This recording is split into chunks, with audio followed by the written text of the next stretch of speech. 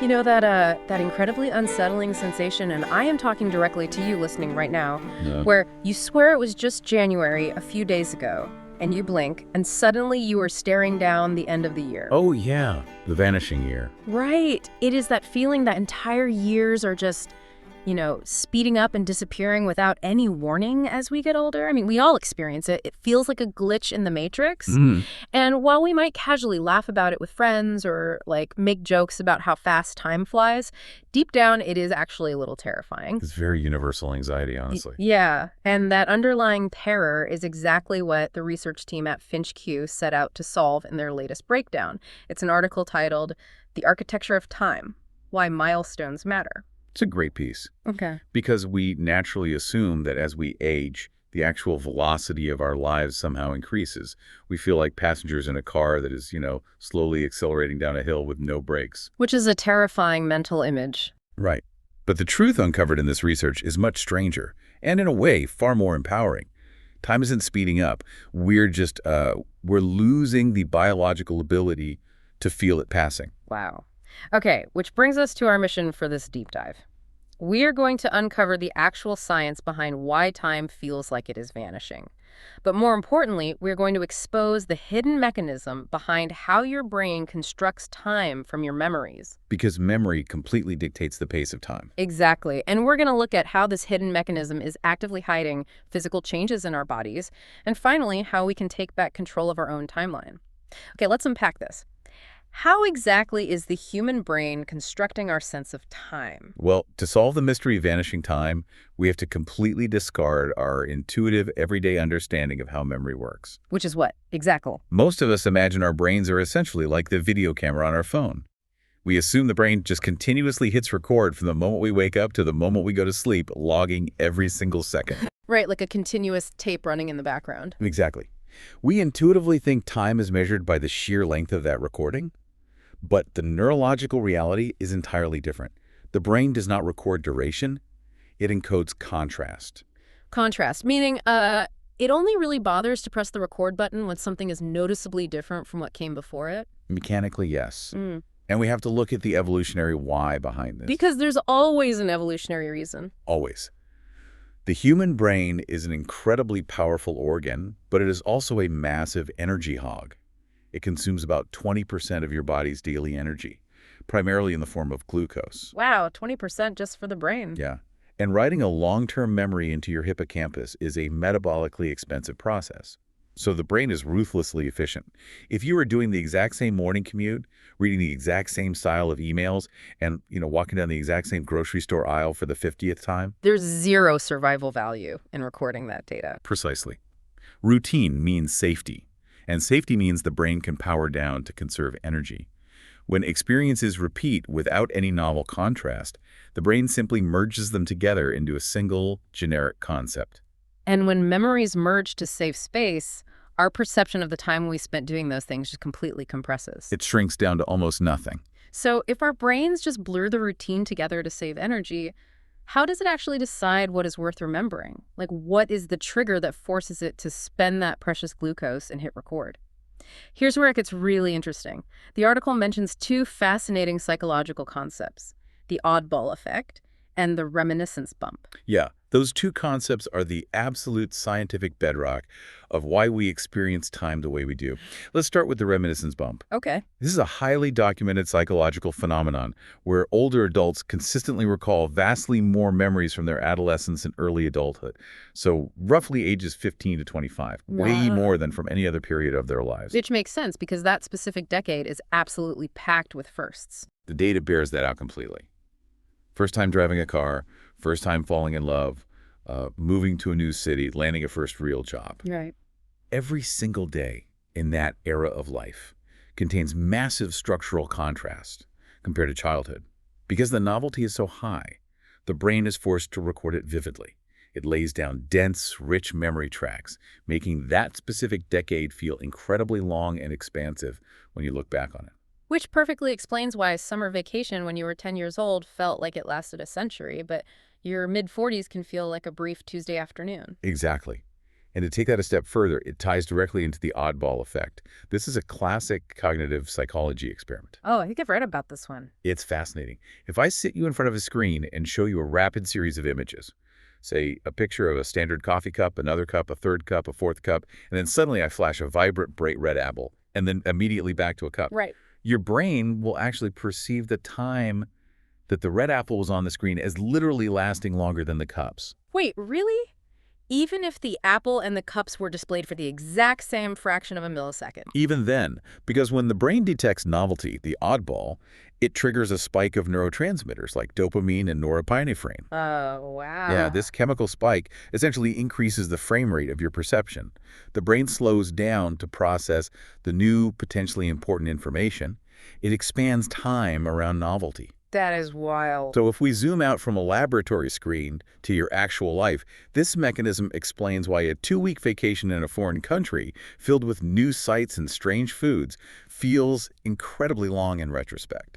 Well, an entire year of executing your perfectly optimized daily routine feels like it vanished into thin air. Exactly. Because your routine year is just the same picture of a coffee cup over and over again. There is no oddball to spike the frame rate. The brain takes those 300 routine days, categorizes them as a single data point taking up space, compresses them, and suddenly a year is gone. Just gone. The article illustrates this with a brilliant narrative about a safari trip. Imagine a friend returns from a massive 3-week excursion in Africa. They invite you over, sit you down, pull out their tablet, and start showing you photos. Yeah, and at first, it totally works. You are completely captivated. Right, because for the first 50 photos, the contrast is incredibly high. Your brain is highly engaged, absorbing the specific colors of a busy outdoor market, the unique shape of an acacia tree, the dust kicking up behind a Jeep. But then the images just keep coming. 50 turns into 200. 200 turns into 500. It's exhausting. It really is. And by the time your friend reaches photo number 800, something fundamental breaks down. The photos themselves haven't lost quality. I mean, they are still beautiful, high-resolution pictures of Africa, but your cognitive ability to distinguish between them just collapses. It totally shuts down. The moments stop feeling distinct. The landscapes blur together. That entire dynamic trip flattens into a single, continuous, exhausting stream.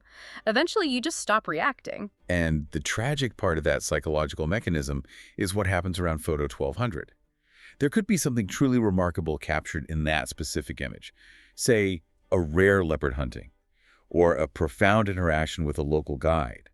But it goes completely unseen by you. Because your brain checked out. Exactly. Yeah. Nothing's wrong with the photo itself. Yeah. What has disappeared is the distinction. The brain is overwhelmed by the lack of contrast, so it just stops processing the input. It makes me think immediately of the modern habit of doom scrolling. Oh, absolutely. I mean, we sit on our couches at night and consume massive, unbelievable amounts of information on our feeds. Hundreds of videos, thousands of posts, an endless scroll of content. But if someone taps you on the shoulder and asks what you just looked at for the last hour, you usually can't recall a single specific thing. Not one.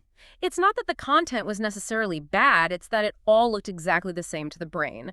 The contrast was zero, so the brain refused to hit record. That is the perfect modern parallel. And if we elevate that from an hour on the couch to a massive societal scale, we hit the core issue of modern life. We constantly tell ourselves that our problem is a lack of interesting experiences. Right, we think, oh, my life is just boring, I need to travel more, I need to do more. But the research in the architecture of time argues that is completely false. The actual issue isn't a lack of experiences. It is the total absence of clear markers between the experiences we are already having. Okay, I have to push back here. I struggle to buy into this completely. Okay, let's hear it. Because I have my entire life backed up to the cloud. I can tell you exactly where I was on May 4th, 2021. I can search my digital library and pull up a 4K perfectly time-stamped video of my dog at the beach on that exact afternoon. I mean, I have an absolutely flawless, objective record of my existence. Are you telling me my biological memory and my perception of time is actually worse because my digital memory is so perfect? Shouldn't having more data equal better memory? It is a totally logical assumption, and it's the exact trap technology companies have sold us. But it completely ignores how human neurology functions. For a hard drive, more data equals a better record. For a human brain, more data simply equals noise. Just noise. Yeah. The brain does not want an objective, searchable database. It requires a narrative. Think about an old physical photo album from a few decades ago. Oh, I remember those. The kind with the sticky pages and the clear plastic film you had to peel back. A family might have had 20, maybe 30 carefully selected images to represent an entire year. Now contrast that with your modern phone, Yeah. which likely has, what, 8 to 10,000 photos sitting on it right It's now? a completely different universe of documentation. But which one tells a clearer story to the human mind? The old album with 20 photos provides a vastly superior narrative. And it's not because life in the 1990s was inherently richer or more exciting. Right. It is because the experience was forcibly filtered. Because physical film was expensive and finite, every single time a person looked through a viewfinder, they were forced to make a cognitive decision. Is this moment actually worth remembering? Ah, the friction of the medium forced the creation of contrast. Exactly. Each developed image meant something. Each image served as a distinct marker in time. And we've lost that friction entirely. Taking a photo now costs $0 and zero effort. Exactly the point the Finch Q researchers make when they look at the evolution of calendars. There was a time when people used simple paper calendars hung on a kitchen wall or kept on a desk. They were written by hand. My parents still have one of those. Because space was limited, you only wrote down the anchors. Trip to the lake. Dinner with the Smiths. First day at the new job. It wasn't a complex minute-by-minute log, but it was highly visible. You physically walked past it every day. Over the months, those sparse handwritten entries formed a visible narrative arc of your year. And today, my calendar is an infinitely detailed digital grid. Every single Zoom call, every tentative coffee chat, every dental cleaning is logged and color-coded. But it is completely intangible. Modern calendars are hidden behind glowing screens, they're fragmented across a dozen different productivity apps, and crucially, they're incredibly dense. Because everything is treated with the exact same level of visual importance. Like a 30-minute status meeting takes up the same digital block as your anniversary dinner. Exactly. The brain can't easily separate the signal from the noise. We only look at these tools to figure out what task to do next. We rarely use them to reflect on the shape of our past. This raises an important question. If life wasn't actually simpler back then, but rather its narrative was just more visible, is our complete reliance on digital abundance actively destroying our perception of time? It really feels like it. The behavioral evidence strongly suggests it is. We are outsourcing our memory to devices that have unlimited storage, but absolutely zero capacity to emphasize what actually matters. Because a blurry photo of a parking receipt is stored right next to a high-definition video of your child's first steps, time quietly compresses. Because the oddball effect can't function when everything is an oddball. Spot on. We are essentially living the endless, exhausting Africa photo slideshow every single day of our lives. Okay, we need to take a really crucial pivot here, because the Finch Q article doesn't just stop at psychology. It's not just about feeling nostalgic or wishing we had better, warmer memories of our past vacations. Now, it goes much deeper. Yeah, the exact same neurological mechanism that causes our memory of time to compress and vanish is also actively hiding critical physical changes in our own bodies. Think back to that safari analogy.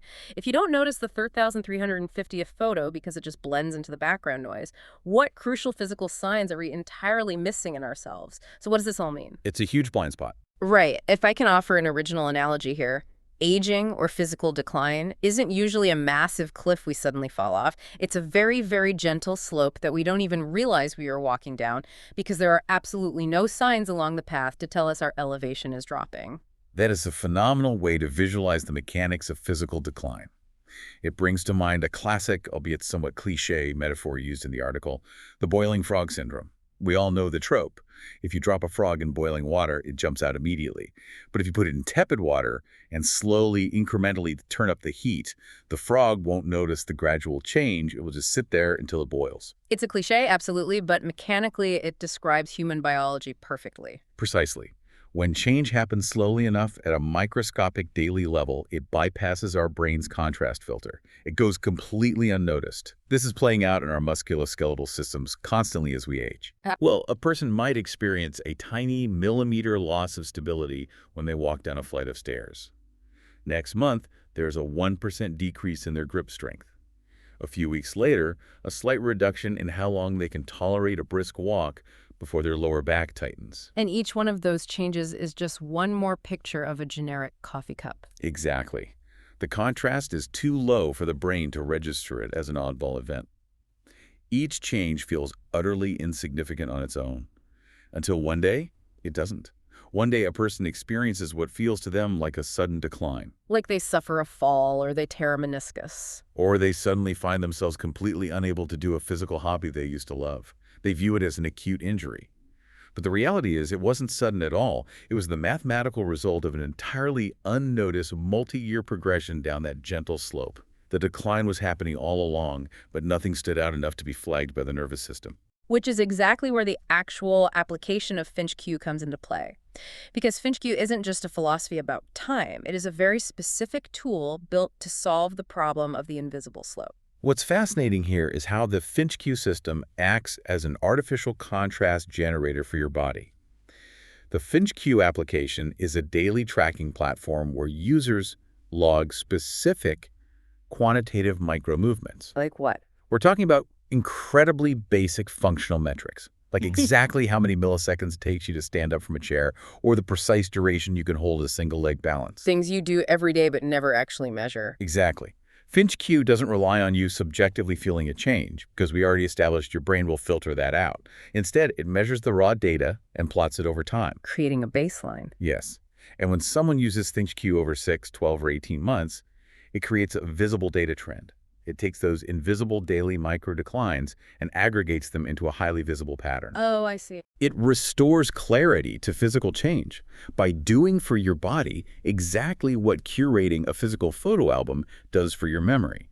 It points to the data and says, look, a change is happening here. And because you can finally see the pattern, you can actually intervene with physical therapy or habit changes long before you hit that sudden catastrophic decline. It gives you your agency back. Which is incredibly empowering.